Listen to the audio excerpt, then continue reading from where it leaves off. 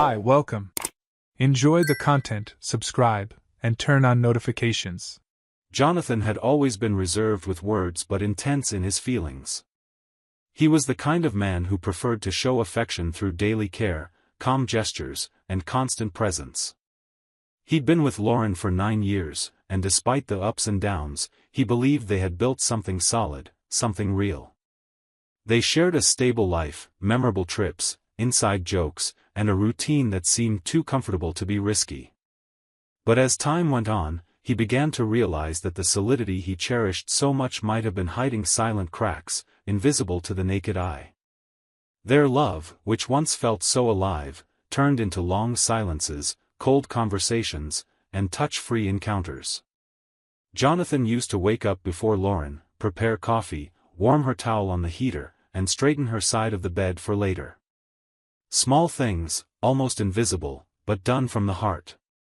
At first, she'd smile, give him a quick kiss on the cheek, sometimes even leave little heartfelt notes. Over time, those gestures disappeared.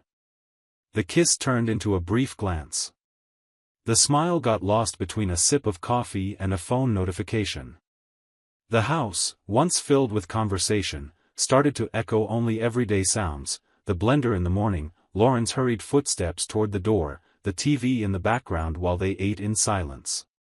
And the most painful part was that the change wasn't violent, no big fights or doors slamming. It was like the quiet cold before the rain, barely noticeable, but relentless. By the time you feel it, you're already curled up, trying to figure out when the temperature dropped so much. Jonathan had always dreamed of having children. He imagined a child's laughter in the house, drawings taped to the fridge, a little bit of mess that would give meaning to his overly orderly days. Early on, Lauren said she wanted that too, that they just needed more time, or to finish a certain project, or postpone a trip. He understood.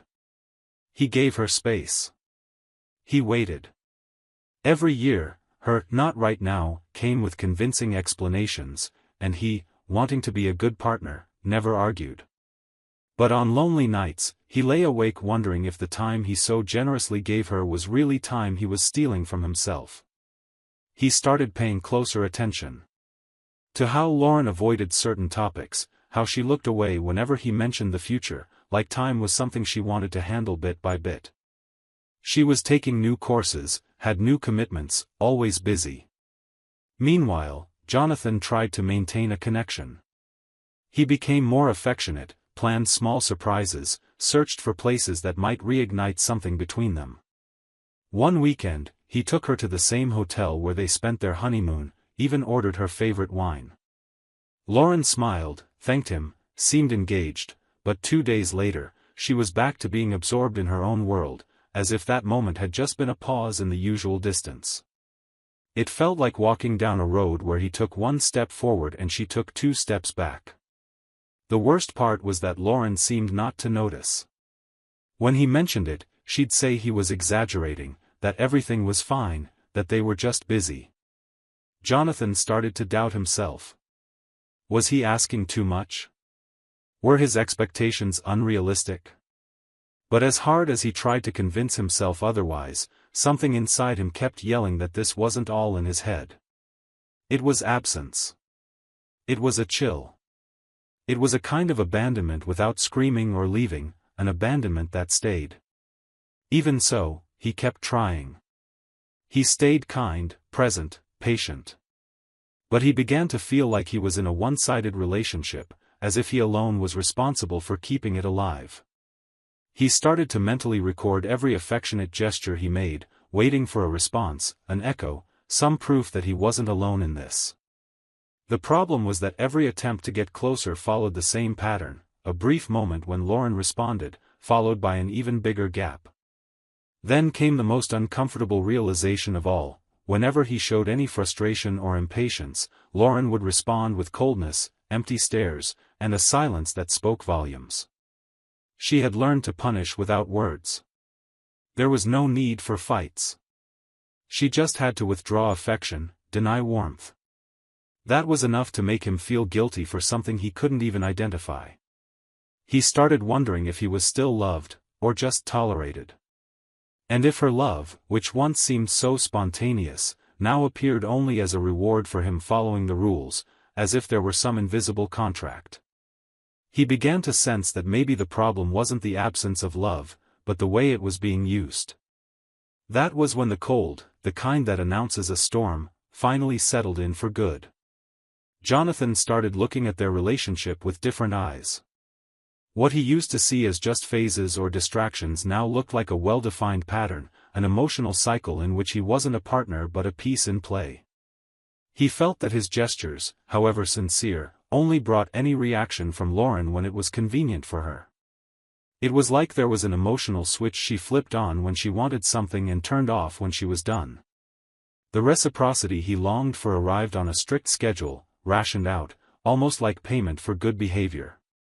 He tried to push aside these suspicions, but the signs were everywhere. Whenever he showed affection, she'd smile and show interest for a few hours. But if he said one wrong word, got distracted, or showed sadness, she pulled away. It was like living under a system of merits. Her affection was a reward for his good performance. And that tore him up inside. He started realizing how his own behavior was being shaped by fear of rejection. He'd wake up thinking of ways to avoid Lauren's silent treatment. He chose words carefully, analyzed every move and glance. He began to mold himself almost unconsciously to please her, to earn her attention. But the more he tried, the emptier he felt. Love, which should have been a place of warmth, was becoming a place of masked tension. He was walking on an emotional minefield, never sure which step might set off the next invisible explosion. On some days, he tried to pull back. He avoided long talks, held back gestures of affection. It was a way of protecting himself. He no longer wanted his peace of mind tied to her mood swings. But that distance, which was really an instinct for self-preservation, was quickly interpreted by Lauren as him not caring. She would then confront him, accusing him of lacking dedication. That cut Jonathan deeply, because everything he did was out of effort. Yet no matter what he did, it never felt like enough. It was a constant confusion. When he gave more, he was pushed to give even more. When he pulled back, he was called selfish. There was no balance. Everything revolved around Lauren's expectations, and all he could do was adapt.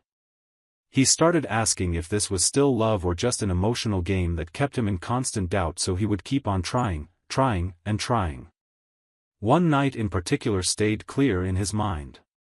It was Lauren's birthday, and he had prepared everything with extreme care. He cooked her favorite meal, decorated the living room with old pictures of them, picked a song she used to listen to in their early years together. When she arrived, she smiled. She said it looked nice. They ate in silence, and then she locked herself in the bedroom to take a call. Jonathan stayed there, alone at the table, staring at his empty plate and trying to figure out what he might have done wrong. Hours later, she came out saying she was tired. No kiss, no hug, not even a thank you. Jonathan blew out the candles by himself. That small gesture, which might be nothing to someone else, weighed a ton on his heart. Because in that silence, he recognized the pattern, punishment disguised as fatigue. And still, the next day, he took her to her favorite cafe, just to see her smile again. This constant giving without receiving anything back slowly ate away at Jonathan. He felt he was giving up parts of himself to keep something going that had already hurt him many times. He started wondering if there was still room for his own dreams or if he had become just an extension of Lauren's will. She decided when she loved him, when she ignored him, when she wanted closeness, when she needed space, and he went along, trying to keep pace, trying to earn it. Over time, the fear of displeasing her was bigger than his desire to be happy.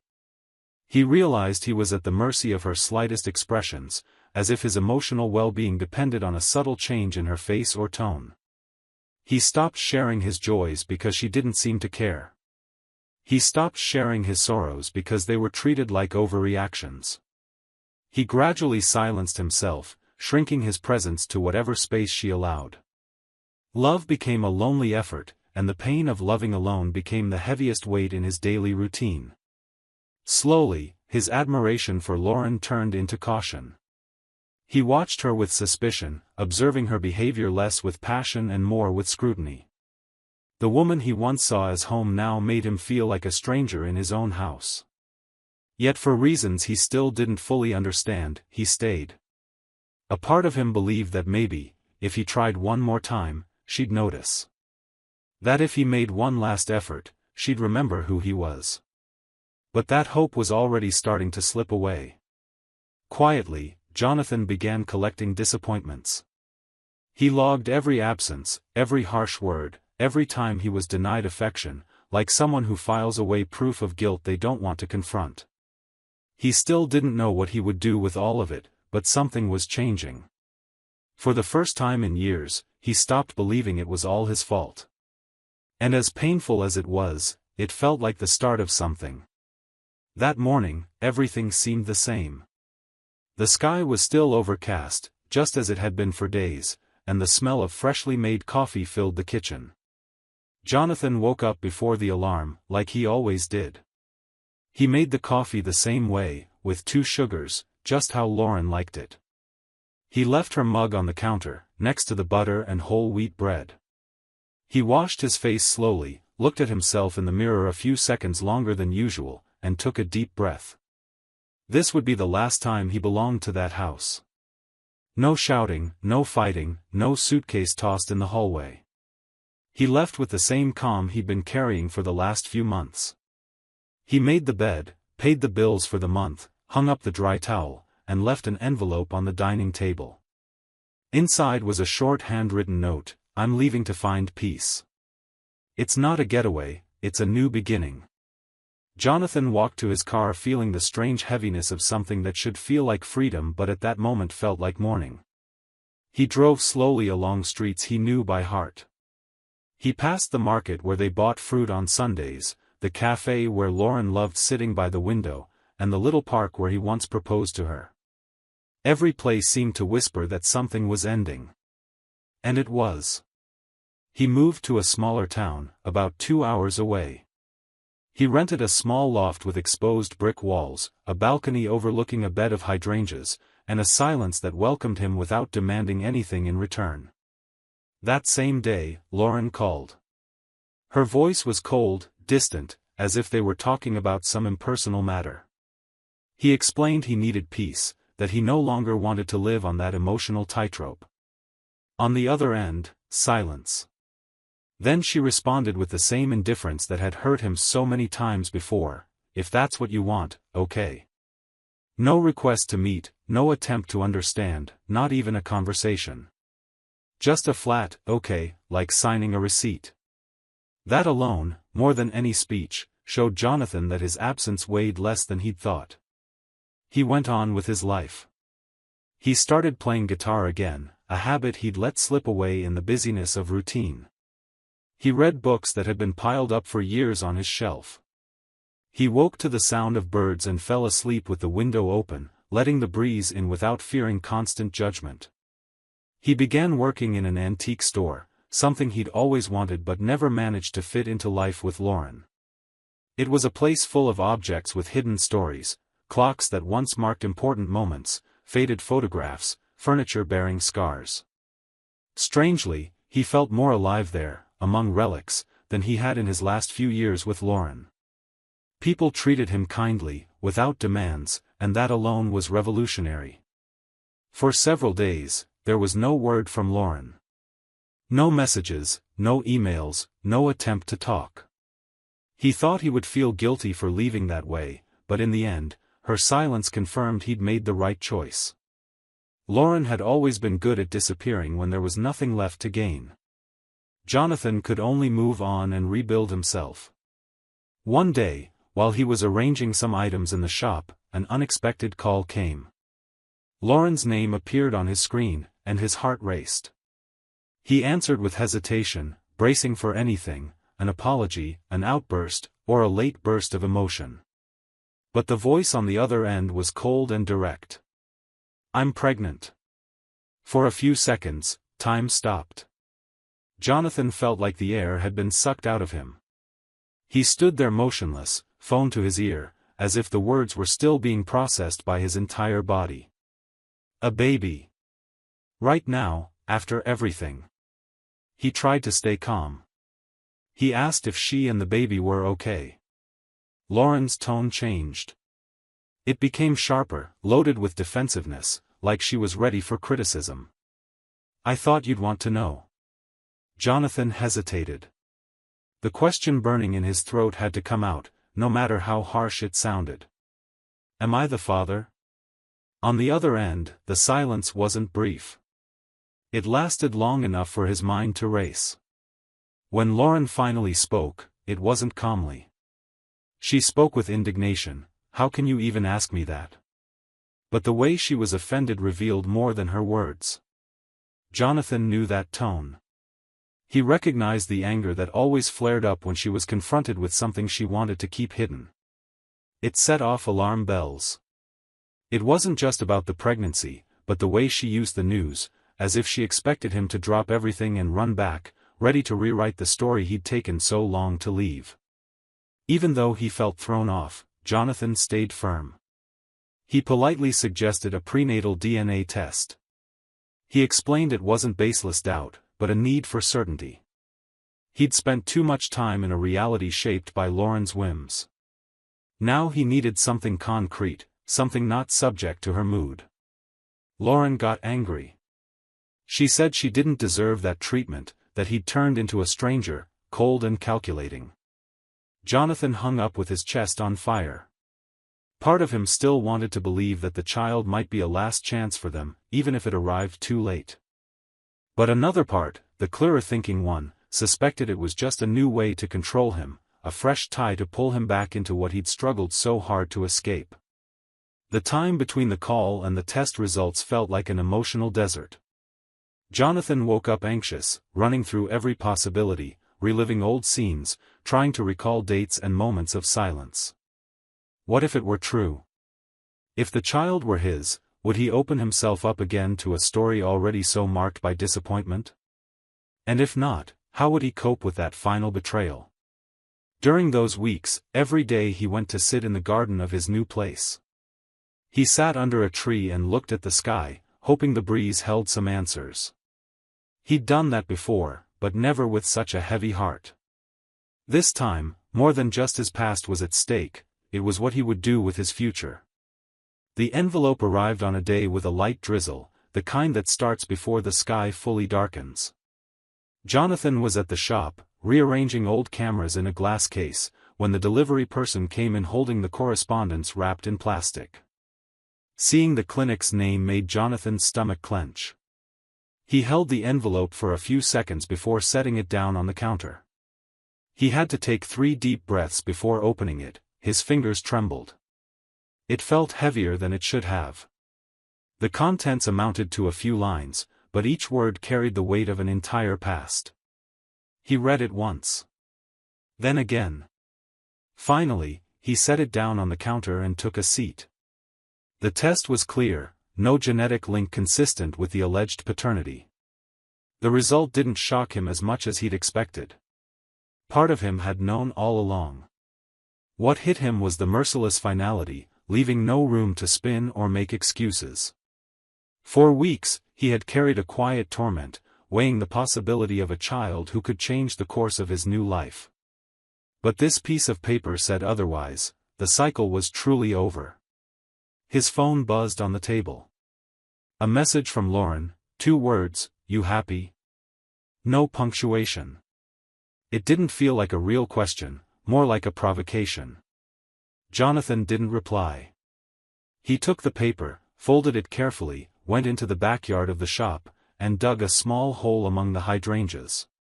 He buried that document like someone burying the last remnants of a crushed dream.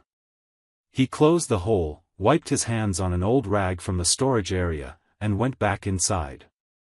Over the following days, the silence became even more meaningful.